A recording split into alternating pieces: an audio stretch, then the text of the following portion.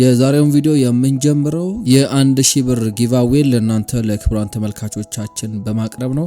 ከዛ በፊት ግን ከዚህ ቀደም በተመሳሳይ ባዘጋጀነው የ1000 ብር ጊቫዌይ ላይ ተሳተፋችሁና አሸናፊ መሆን የቻላችሁ ክቡራን ቤተሰቦቻችን ሽልማታችሁን እንድትወስዱ ከወዲሁ ለማስታወስ እንወዳለን። በዛሬው እንግዲህ በመግቢያችን እንዳነሳነው በተመሳሳይ መልኩ የ1000 ብር ጊቫዌይን ይዘን መተናል። ይህንን ጊቫዌይ ለማሸነፍ ከናንተ ምንድነው የሚጠበቀው፣ ውድድሩስ ደግሞ ምንድነው የሚሆነው የሚለውን ደግሞ በዚህ ቪዲዮ መጨረሻ ላይ የምነግራችሁ ነው የሚሆነው። ይህንን ጊቫዌይ ለመሳተፍና ለማሸነፍ ከናንተ የሚጠበቀው ይህንን ቪዲዮ እስከ መጨረሻው ማዳመጥ ይሆናል። ነገር ግን ስታዳምጡ ደግሞ በከፍተኛ ትኩረትና አስተውሎት ሊሆን ይገባል ማለት ነው። አሁን በቀጥታ ወደ ዛሬው መሰናዶ እናመራለን። በአሁኑ ሰዓት የምትፈልጋት ሴት ካንተ ጋር ባላት ቆይታ እጅግ በጣም ደስተኛ እንድትሆንና አንተም ብቻ እንድትል የምታደርግበትን ትክክለኛውን መንገድ እያሰብክ ሊሆን ይችላል። ብዙ ጊዜ ወንዶች ንጽህናን፣ ራስን መጠበቅና ሰዎችን ከልብ ማዳመጥን እንደ ቀላል ነው የምንመለከተው።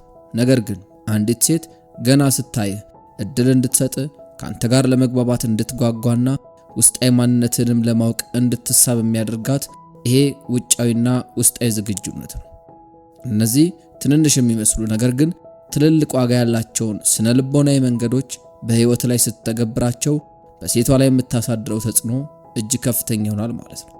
ታዲያ በዛሬው ቪዲዮ የምትወዳት ሴት ካንተ ጋር ምቾት ተሰምቷት እንድትቆይና ካንተ መለየት እንዳትፈልግ ወይም ደግሞ ካንተ ጋር ሱስ እንዲይዛት የሚያደርጉ 3 እጅግ ወሳኝ የሆኑ የወንድነት መስፈርቶችን በዝርዝር እነግርሃለሁ ማለት ነው። እንደተለመደው ይሄ ቪዲዮ በዋዛ የማይታይ ስለሆነ ስክሪፕቶና ወረቀትን ታዘጋጃለህ፣ አጤሬራንም እየጻፍክ እስከ መጨረሻው ትከታተለኛለህ ማለት ነው። በቅድሚያ ግን ቻናሉን ሰብስክራይብ ማድረግ፣ ቪዲዮን ላይክ ማድረግና በኮሜንት መስጫው ላይ ደግሞ ሐሳብህን ማስፈር እንዳይዘነጋ። በቀጥታ ወደ ዝርዝር ጉዳዮች አመራለሁ።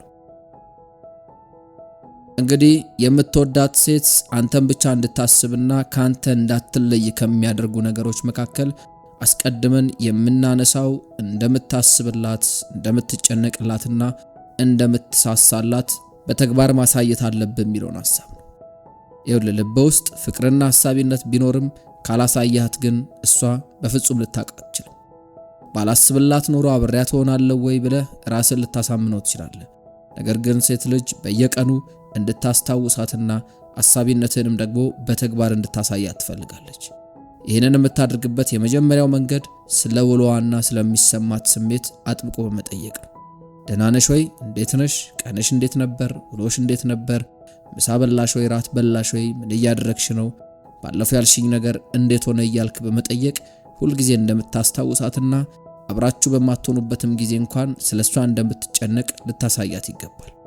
ይሄ በውስጧ ስለኔ ያስባል የሚል ጥልቅ ስሜትን ይፈጥርባታል። ሁለተኛው መንገድ በሐዘኗና በችግሯ እንዲሁም ደግሞ በደስታዋ ጊዜ ሁሌም ከጎኗ መሆንን በተለያዩ መንገዶች ማሳየት ይኖርባል። በችግሯ ጊዜ ፈልጋ ካጣች ወይም ደግሞ እሷን በጣም ያስደስታት ነገርን አንተ ቀለል አድርገህ የምትመለከተው ከሆነ ነጥብ እየጣልክ ትሄዳለህ ማለት ነው። ላንተ የተለየ ደስታ የማይሰጥ ነገር ቢሆን እንኳን ለሷ ደስታ ዕውቅናና ዋጋ መስጠት፣ አብራሃትም ደግሞ መደሰት ይኖርባል።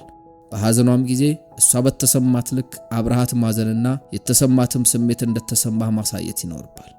ወንዶች የሴቶችን ደስታና ዋጋ የሚሰጡትን ነገር አቅልለው የማየት ዝንባሌ ያላቸው በሚል በተደጋጋሚ ይነሳል። ይሄ ግን ስህተት ነው። በደስታና በሐዘን አብራሃት ብትገኝ ካንተ ጋር ተጣብቃ እንድትኖር ታደርጋታል። በመጨረሻም እሷን ለመረዳት መሞከር አለብህ። የሚረዳትን ሰው ማግኘት ለሴት ልጅ ትልቅ መታደል ነው። የፊት መግለጫዋን አይተህ ደብሮሻል እንዴ?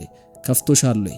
ነይ እንደዚህ እናድርግ፣ ዛሬ በጣም ደስ ብሎሻል፣ ምንድነው የተፈጠረው? እያልክ የምትረዳትና ዋጋ የምትሰጣት ከሆነ እንደምታስብላትና እንደምትሳሳላት ስለምታውቅ ካንተ ጋር ዘላቂና ደስተኛ የሆነ ህይወት እንዲኖራችሁ ታደርጋለች ማለት ነው።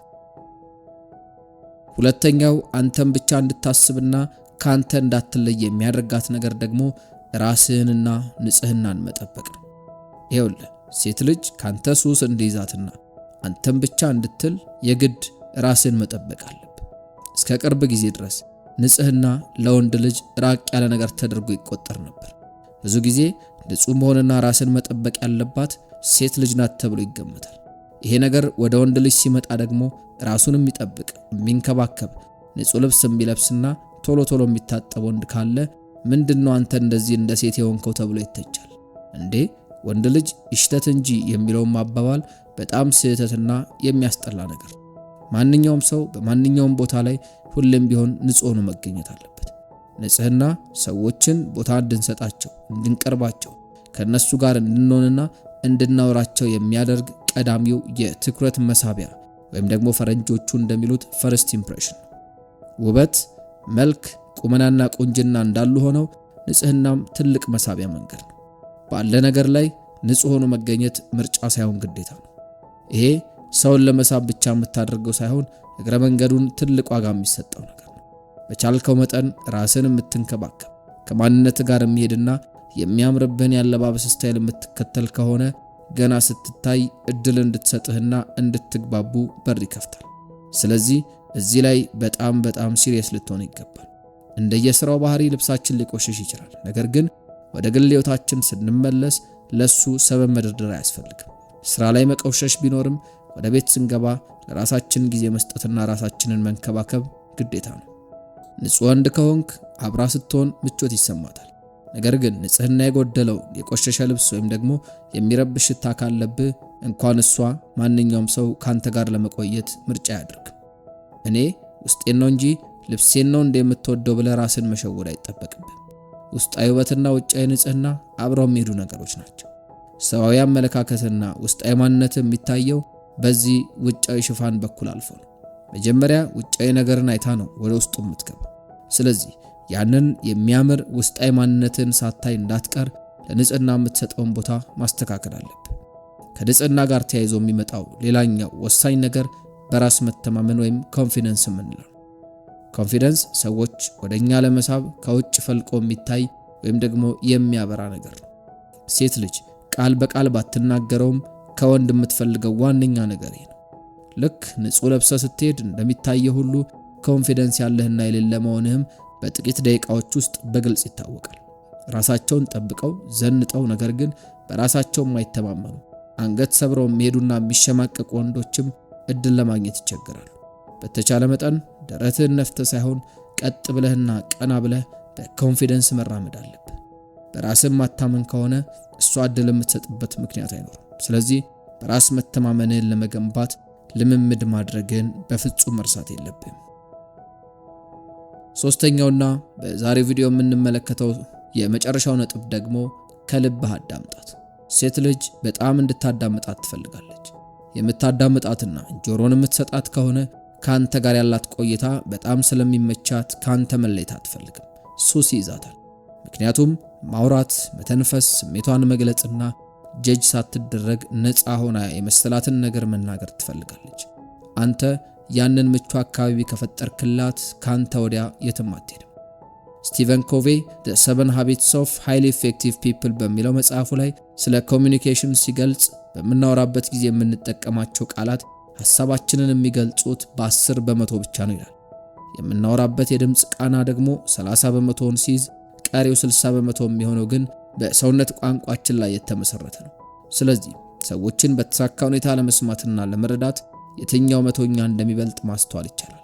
ዝም ብሎ ቃላትን ብቻ መሰማት 10% በመሆኑ የተወሰነ ኃይል ብቻ ነው የሚኖር።